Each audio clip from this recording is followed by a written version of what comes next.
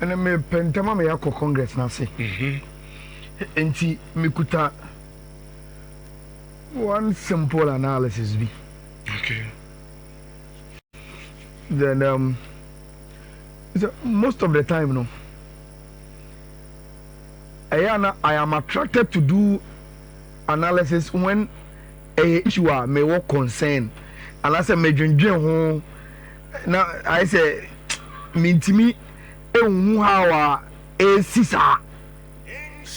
Henry Jano pay me by. It's all about goalkeeping. This weekend, yeah. Anna Dean Henderson, a kaye, how goalkeeping is very, very important to a football team. Some winning trophies. Make the goalkeeper for Crystal Palace.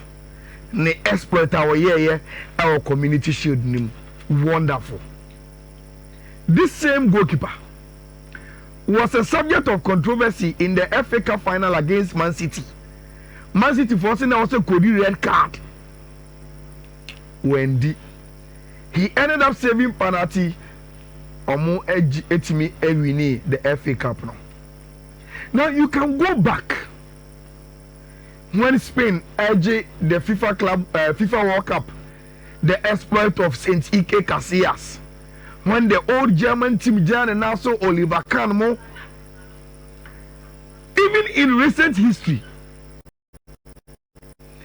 look at the dominance of Team B Chelsea and Peter Cech. Shedewia Manchester United, Elwa Peter Schmeichel and Van de Sar. It is because in their golden generation, these goalkeepers were so integral in the Omuya. Look at Buffon. When Italy edged Germany 206, look at his exploit. The only goal he considered was that Penanka penalty from Zizou throughout the tournament. And see, goalkeepers has been always special. So, just the last end of the season. Look at what Donnarumma did for Paris Saint-Germain in the run to win the Champions League. Trophy the year that they were supposed to win it, Rich, their best player was this guy. In crucial moments, Donnarumma was there. Barcelona last season scored so many goals. Every Barcelona fan behind needing Goma. Never say, oh, last season was successful. So, Shazinika. Shazinika pa. And you continue to be one of the likable players in the dressing room. Obia Penasam because he was integral. Nancy, Liverpool to watching Manchester United in winning the EPL 20 times league. Which you can write that history and in gold leave the name of Alisson Becker. Special. He has been very, very crucial. And the goalkeeping is very, very sensitive to any team we are building, especially if what do you say over the team in the ECOG titles. Now, Rich, with this foundation, Eban is saying that today, and I'm not going to say, the best goalkeeper is available, but there is no aggression towards him. What has happened? And a Paris Saint-Germain acquired goalkeeper Lucas Chaveri and Omodinaba. Omodi Chaveri abaye no Rich. Obianim ewo France say the way new make kono Lucas Chaveri will be the number 1 for Paris Saint-Germain. 1 or a French. 2 Donnarumma so extending the contract. The contract will be in 2026. One of the best goalkeepers in the French league a movie and about Paris Saint-Germain. And this goalkeeper is going to keep the post for team for Paris Saint-Germain. Now, Rich, say, Ujiri say something American. Oh, me, how many in America? Say, Ochana, Paris Saint-Germain will Super Cup against Tottenham. Rich, do you know, say, Chima and Nanopa, Already from Luis Enrique and Nemi for the Super Cup. There's no Gigi Donnarumma. On his own pride. Oh, he's there. This is the team. Paris Saint-Germain. About this competition, about game, you know, by virtue of some of Champions League. The goalkeeper of the Champions League, you know, Rich Omukobo Super Cup, that's in a drop. RMC and I say, goalkeeper no crano, the Omotino. And you Omunga say, Yabaka Chen say, on a reserve team in Korea training. That is the level of Donnarumma drew El Paris Saint-Germain. He is not part of the Super Cup squad. So Ayala Mamin says a year contract no so extended. Internet PhD for years and they just want to get rid of him. You see, contract no also extended the count. Okay. Because I won't extend the contract in the air. We will not allow you to be important in the club. No trouble, Jeho. Now, when you are building value, then you go and take your money elsewhere. And it's here, yes, you have to value this. So, you have see when you are, you come to the table and extend the contract. And the money that he's looking for, and Mamika says the same way. Luis Enrique seems to have changed the mindset of Paris Saint-Germain for him. That is why today they see no player as a superstar there. Messi, Kylian Mbappe, Sergio Ramos, Neymar Jr. When we allow them to go, Luis Enrique said, we need to build a team and not individual egos and superstars. On the Champions League. And it's a sad coach in a say, look, in my dressing room, player be obey any amount who say be obey, me chairman so me ego beyond. Allow him to go. And I did your money in that team, mama. Okay, I will say, Kim, say, Pierre also. Because and yes, Rich, and him fan and Tokona Kudura. Paris Saint-Germain Kobo Super Cup, they will leave Donnarumma out of the squad. Now, Anopawi, this is like Gazzetta dello Sport, newspaper and him. Rich, what do you watch in Italia? Almost say Donnarumma. On the Paris Saint-Germain, on my worry go inevitable. Our Begu. The divorce is inevitable. Say no man see query. Our that is what Dello Sport is reporting in the front page of a newspaper. Now, Rich, this is why we analysis in the back. Who say a transfer stories are yet to say, oh, player be any club be any situation. Now, I'm pen on and they are observing the situation. Rich, so club will be observing the Donnarumma situation now. By now, it is clear what is happening between Ono and Paris Saint-Germain. Now, this is my point. Last week, in a French football magazine, the organizers of the Ballon d'Or, Rich, adding nominees ever to Abonte. Omudu goalkeepers in the Alisson Becker, Yacine Bono, Lucas Ovelia, Thibaut Courtois, Gianluca Donnarumma, Emiliano Martinez, Jean Oblak, David Raya, Marcels, and Jean Soma. These are the goalkeepers, Rich Omuyi Omo. Now, Rich, you look through the goalkeepers, and Obian Kancha say Donnarumma is going to win the Yashin Trophy and Ballon d'Or as the best goalkeeper in the world. Now, Rich, they tell me what South fan believe in, and they say you go beyond just the Yashin Trophy, which is the award for the goalkeepers, Rich, and you go to the nominees for the Ballon d'Or proper. He is the only goalkeeper in the list. Minister, the make what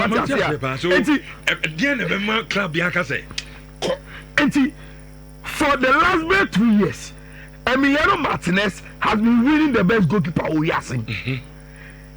It is very, very clear, sir. He is going to be dethroned by Donnarumma.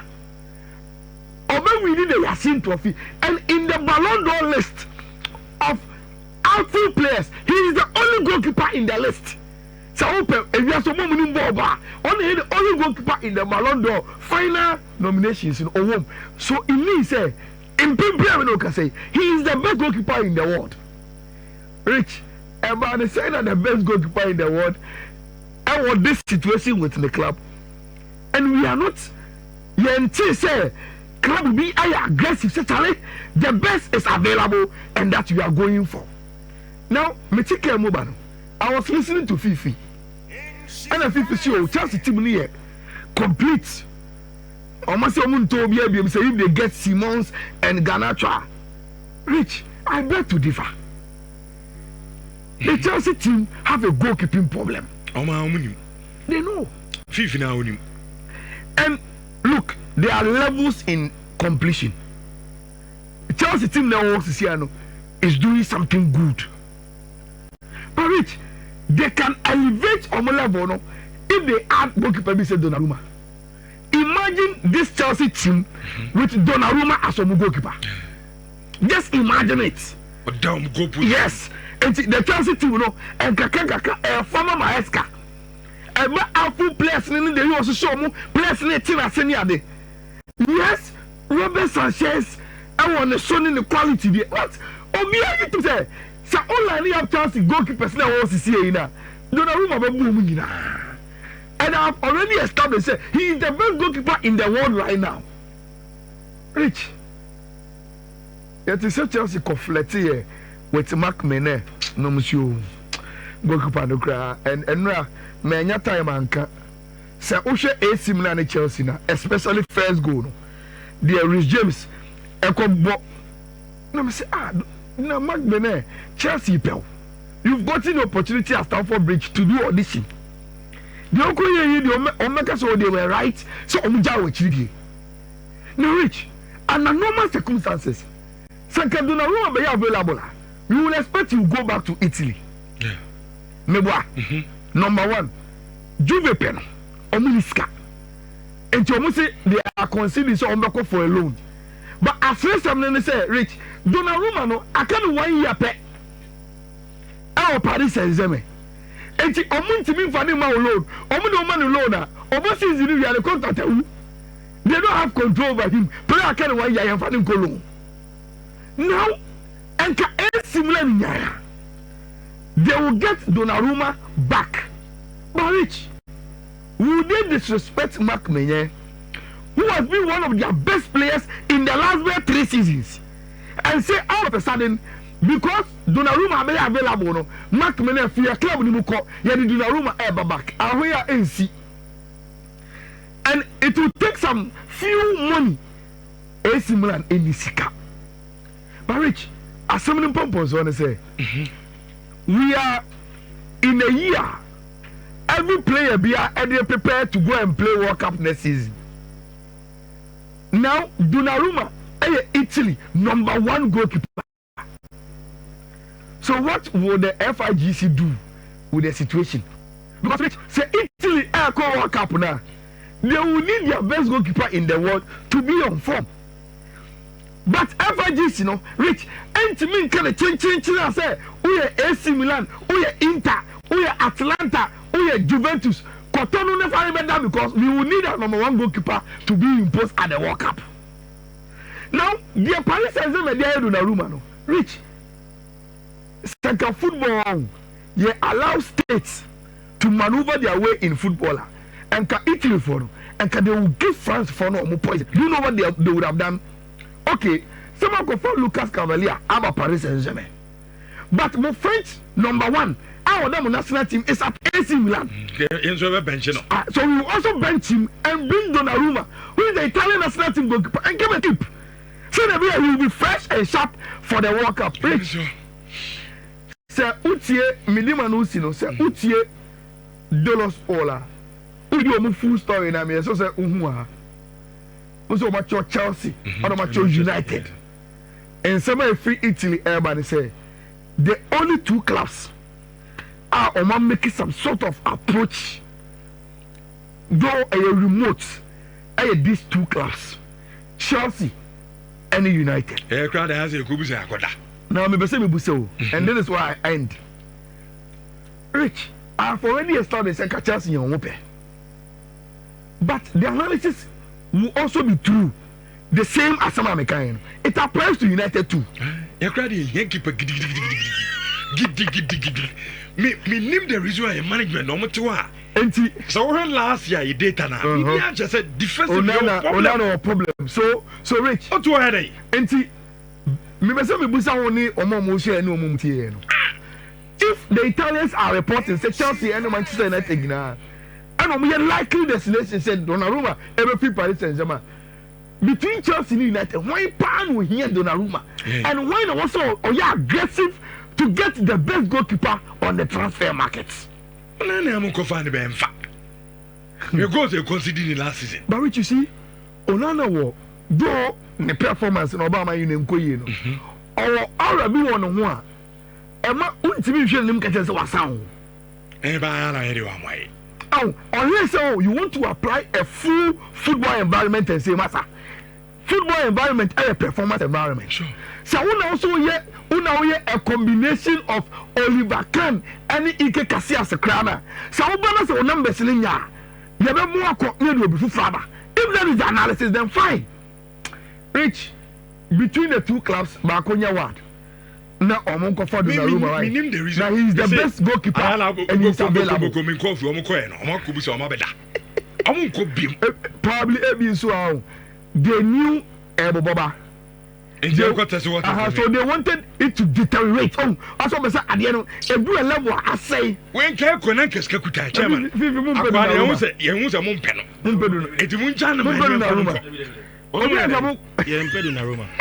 Or the Casa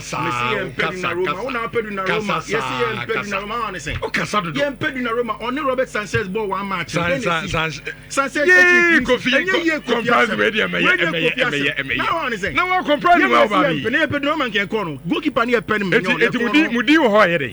Charles now on one Italian papers now reported. No problem. Yes, me analysis. And you sources just among yes, source I said. Me analysis of the situation. Okay, Kofi yes, so ha. Now the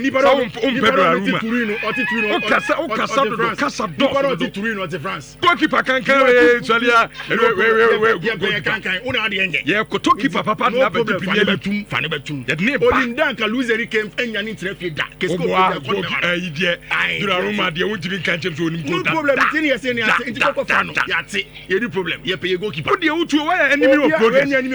papa bia umpe ade papa bia umpe mo se enye ye gira so kan mane fa ene de o be jaga se no programs they say ye mpenu senior for goalkeeper anya wona de bia production o ka say he na success onya de na de production o de ma so umpe na de pe no fa Manchester ye de ayala mo so mo mpe de o de mo mo fa no oni PSG for no nkasa se ba betua na this can can beti na tua mi kra mo fa no mu defense kra nye umpe goalkeeper una defense ye goalkeeper na nya fa no mo call relegation mo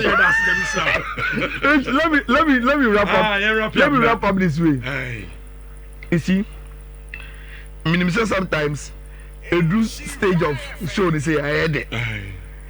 But and I think that Fiifi just said it, but he doesn't really he doesn't really mean it when he says when he says you share of FIFA Club World Cup final and there was Donnarumma, Paris Saint-Germain, Muna Sanchez, and I keep it clean in the Champions League. Just that match, you know. Emma or GDA say Sanchez is okay if Donnarumma is available. Now, Rich, and we are from US, also a chow. Okay. Now, I say, or surprise me, Mawo, any junior. Okay. Or Chelsea, ni kasiye. Now, also, Nhyira just say waka say junior or Chelsea. It's Junior Chelsea. It is almost better than me ban against me. Also, ban there to see. And to obey Benny Jesse. Next or their crown if you're bad they say now Rich so now Fiifi can and there are games okay mama code me say who on social media you can follow up with the argument. Donnarumma are available. Chelsea and Manchester United and here for now Giri say and even any other club because for me he is the best goalkeeper in the world right now or you available on the transfer market. Rich first one BWA3 E7 645 Second one no yɛ BWA3 EC77D. Third one no BWA3 F2C4A. Then the last one BWA3